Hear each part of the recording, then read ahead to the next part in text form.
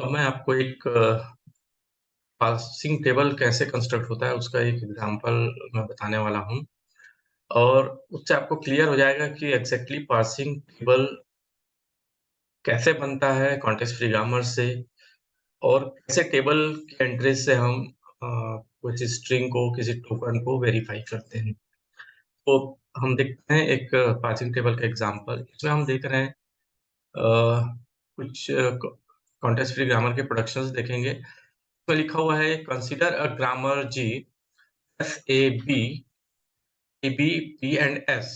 ये ग्रामर की डेफिनेशन है। Context free grammar is set of terminals, set of variables. S, A, and B are variable. These are terminals, production rule, and one start symbol. And string W A B B जो है वो हमको verify करनी है। string W एक token के form में हमको एज ए इनपुट मिलेगा। इसको हम वेरीफाई करना है। That string W is belongs to LG, that means language generated using grammar B, and E are the productions defined as SDI is small a, capital A, this is production number 1. SDI is BB, production number 2. SDI is null, this is null symbol. This is second production, third production. SDI is small a, capital S, and B derives BS. ये इतने productions हैं, and we have leftmost derivation for W by looking one symbol ahead in the input. एक symbol के basis पे हम decision लेते हैं, है ना? और हम ये आइडेंटिफाई करने की कोशिश करेंगे कि ए ए बी बी ये जो स्ट्रिंग गिवन है, ए ए बी बी ये स्ट्रिंग हमारे प्रोडक्ट डेरिवेशन से जनरेट हो सकती है कि नहीं। हम केवल इतना देख रहे हैं कि पार्सिंग का कॉन्सेप्ट कैसे वर्क करता है। तो इसमें हम क्या करेंगे, स्टार्ट सिंबल का प्रोडक्शन लेंगे। हमारे पास स्टार्ट सिंबल के प्रोडक्शन की 1 2 3 तीन चॉइस है। इसमें से हमको इस फर्स्ट सिंबल के बेसिस पे डिसीजन लेना है कि ए या बी में से कौन सा प्रोडक्शन होगा, क्योंकि ये तो नल प्रोडक्शन है। तो हमारे इनपुट का पहला सिंबल स्मॉल ए है। हम P1 प्रोडक्शंस को लेंगे, इस प्रोडक्शन को सेलेक्ट करेंगे एज डिराइव्स ए को। ये डेरिवेशन का फर्स्ट स्टेप हुआ। Using this production one step derivation is as derives a, small a and capital A. Now we have to generate the second A. तो इसके लिए फिर हमको ए के प्रोडक्शंस को देखना पड़ेगा, क्योंकि अब वेरिएबल ए है। वेरिएबल को टर्मिनल में कन्वर्ट कर जाते हैं और डेरिवेशंस जनरेट करते हैं, डेरिवेशंस लिखते हैं। इस प्रोसेस को ही हम बोलते हैं पार्सिंग। अब कैपिटल ए की हमारे पास दो चॉइस है, अगेन स्मॉल ए एस है एंड बी एस है। हमको इनपुट में जो टोकन में जो सेकंड सिंबल मिल रहा है वो स्मॉल ए है, तो हमारी सेकंड चॉइस क्या होगी, ए एस। हम इसको रिप्लेस करेंगे। कैपिटल ए को रिप्लेस करके हमने वहां पे एस सब्स्टिट्यूट कर दिया। अब हमारे इनपुट से दो सिंबल मैच कर गए, ए एस की। अब हम चॉइस देखेंगे, कैपिटल एस के जगह में हम कौन से प्रोडक्शंस को रिप्लेस कर सकते हैं। तो एस की नेक्स्ट चॉइस है बी बी, क्योंकि हमको नेक्स्ट टाइम बी को रिकॉग्नाइज करना है। तो हम S D S B B को यहाँ पे रिप्लेस करेंगे। ये हो गया, हमको बी मिल गया। तो इनपुट का तीसरा सिंबल भी हमारा मैच कर गया। अब हम बी की चॉइस पे जाएंगे। बी का एक ही प्रोडक्शन है, तो हमारे पास और कोई चॉइस ही नहीं, हम सीधा बी डिराइज बी एस सब्सटीट्यूट कर देंगे। तो हमने यहाँ पे बी डिराइज बी एस प्लेस कर दिया। अब हमारे इनपुट में 2 टाइम्स ए 2 टाइम्स बी हमारा जो टोकन था वो मैच कर गया। यहाँ पे हमारी पार्सिंग सक्सेसफुल हो जा रही है।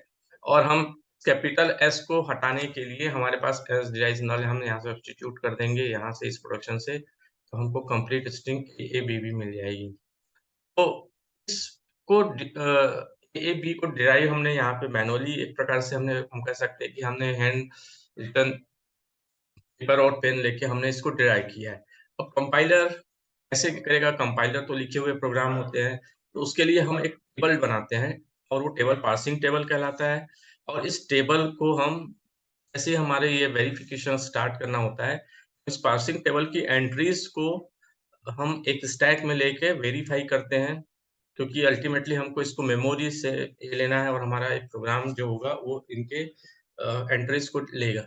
हम इधर टर्मिनल और इस साइड वेरिएबल, रो में वेरिएबल एंड कॉलम में टर्मिनल के कॉम्बिनेशन से एक मैट्रिक्स बनाते हैं जिसको हम अरे में स्टोर कर सकते हैं, अरे के फॉर्म में स्टोर कर सकते हैं, और इस मैट्रिक्स के क्रॉस पॉइंट में हमारे पास प्रोडक्शन की एंट्री होगी।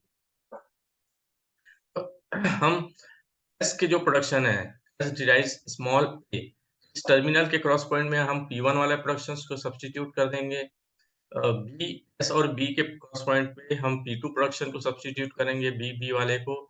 एस डिराइव्स नल नल, और एस और नल के में हम प्रोडक्शन 3 को यहाँ पे सब्स्टिट्यूट कर देंगे। इस टाइप से ये वाली रो पे हमारे पास कोई भी प्रोडक्शन नहीं है नल मूव्स के लिए, हम यहाँ पे एरर एंट्री लिखेंगे, ई स्टैंड्स फॉर एरर। ए और स्मॉल ए और कैपिटल ए के क्रॉसपॉइंट में एएस है, तो इस स्मॉल ए के बेसिस पे कंपाइलर डिसीजन लेगा कि हमको अगर ए का प्रोडक्शन मिलता है तो हमको P4 प्रोडक्शंस को वहाँ पे सब्स्टिट्यूट करना है। ए के लिए बी से स्टार्ट होने वाला कोई प्रोडक्शन नहीं है, तो अगेन यहाँ पे एरर एंट्री मानी जाएगी। इसी प्रकार बी में नल मूव्स और ए के लिए कोई प्रोडक्शन नहीं दिया है, तो यहाँ एरर एंट्री मानी जाएगी दोनों जगह में। और P5 जो प्रोडक्शन होगा, क्योंकि B derives small B S है, तो बी और कैपिटल बी के बेसिस पे यहाँ पे क्वेश्चन नंबर 5 इसके क्रॉस पॉइंट में स्टोर्ड होगा। ठीक है, तो जब भी हमको डिसीजन लेना होता है जिनके क्रॉस पॉइंट के बेसिस पे हम प्रोडक्शंस को स्टैक में लेके वेरीफाई करते हैं, और इसी के बेसिस पे हम ग्रामर को डिफाइन करते हैं, वो एलएल ग्रामर कहलाता है।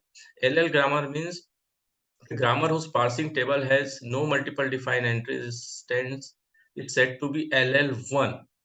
LL1 की एक और डेफिनेशन है left most symbol using left most derivation, और हमारे इस क्रॉस पॉइंट पे हम देख रहे हैं यहाँ पे कोई मल्टीपल एंट्रीज नहीं आ रही है, तो इस टाइप के प्रोडक्शंस को हम बोलते हैं LL1। ठीक है, L stands for scanning from left to right, and second L stands for producing the leftmost derivation, and one bracket में जो one लिखा है using the one symbol in look ahead at each steps for making the parsing table entries।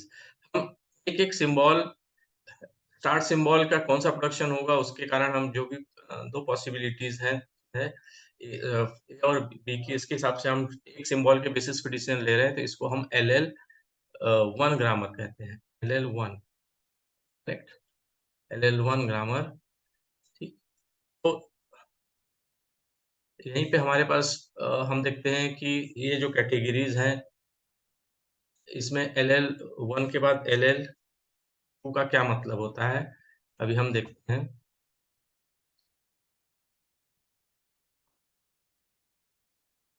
Yes, यहाँ देखिए LL1 parser is capable of providing yes,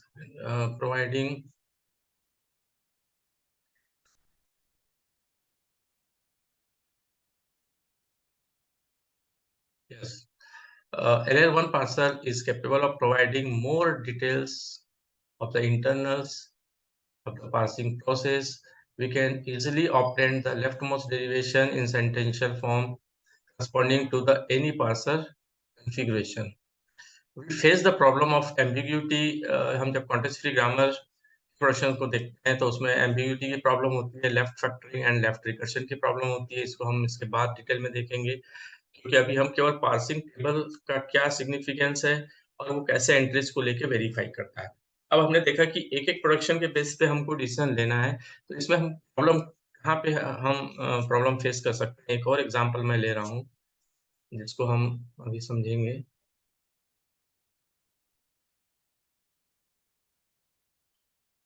तो हम देखते हैं कि हमारे पास एक और एग्जांपल है, प्रोडक्शन है S derives S plus S, S into S and I D.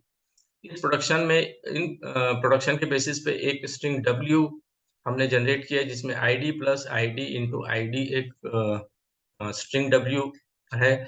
इसको हमको LL1 कॉन्सेप्ट से सपोज वेरीफाई करना है L1 पार्सर से। तो हमारे पास स्टार्ट सिंबल की दो चॉइस है, S प्लस S और S इंटू S। दोनों वे से हम स्ट्रिंग को जनरेट कर सकते हैं।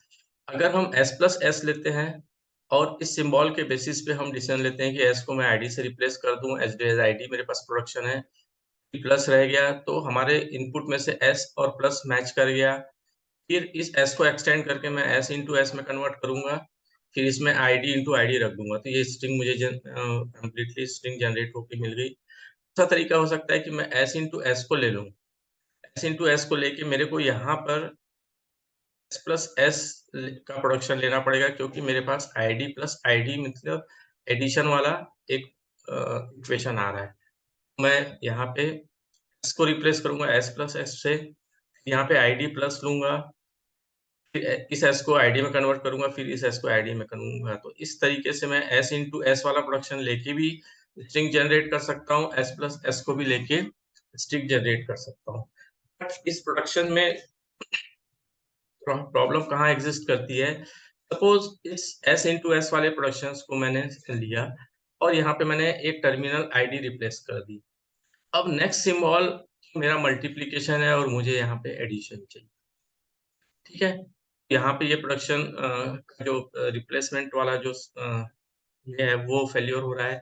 अगर सपोज मैं एस प्लस एस को ले लेता हूँ, इस एस की जगह में मैं एस इंटू एस सब्स्टिट्यूट कर सकता हूँ, मेरे पास चॉइस है, किया जा सकता है।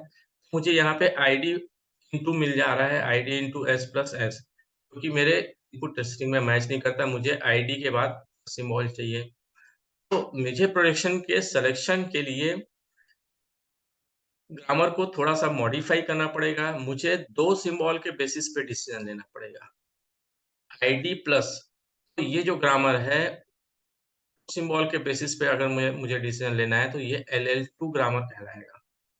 LL1 की जगह LL2। इस टाइप से हमारे पास ग्रामर की जो कैटेगरी होती है LLK, that means leftmost derivation, left to right scanning of symbol and using leftmost derivation, and K stands for number of symbols in look ahead। मतलब आप समझ रहे हैं, आईडी प्लस के बेसिस में मुझे पार्सिंग टेबल कंस्ट्रक्ट करना है कि 2 सिंबल के बेसिस पे मैं डिसीजन ले सकूं, मुझे कौन से प्रोडक्शन को सिलेक्ट करना है, एस प्लस एस को सिलेक्ट करना है या एस इंटू एस को या आईडी को। तो ऐसे पार्सर को हम कह रहे हैं LL2। आता रही समझ में? क्योंकि हमको 2 सिंबल के बेसिस पे 2 सिंबल के बेसिस पे हमको डिसीजन लेना है। तो मैं आपको इसकी प्रोसेस में आगे ले चलता हूँ कि ये कैसे हम पार्सिंग टेबल को हम चेंज करेंगे।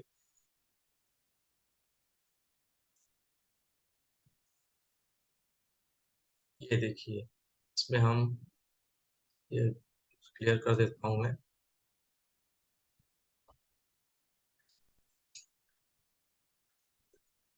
तो इसमें आप देखेंगे कि L2 पार्सिंग, L2 ग्रामर, ये देखिए मैंने यहाँ पे लिखा हुआ है LL2। LL2 में हम क्या कर रहे हैं, 2 सिंबल कॉम्बिनेशन, एक-एक सिंबल, यहाँ पे सारे टर्मिनल का सेट बनता है पार्सिंग टेबल में, और इधर वेरिएबल होते हैं। ठीक है, रो में वेरिएबल होते हैं और कॉलम में टर्मिनल्स होते हैं। कॉलम में हम टर्मिनल होता है और रो में हम वेरिएबल्स लेते हैं। तो मेरे पास प्रोडक्शंस में एक ही वेरिएबल है। तो मैं मुझे अब LL2 ग्रामर कंस्ट्रक्ट करना है। LL2 ग्रामर में मेरे पास प्रोडक्शंस जो थे वो प्रोडक्शंस थे, एक सेकंड में अभी आपको फिर से यहीं पे लिख देता हूँ, यहाँ पे स्पेस है।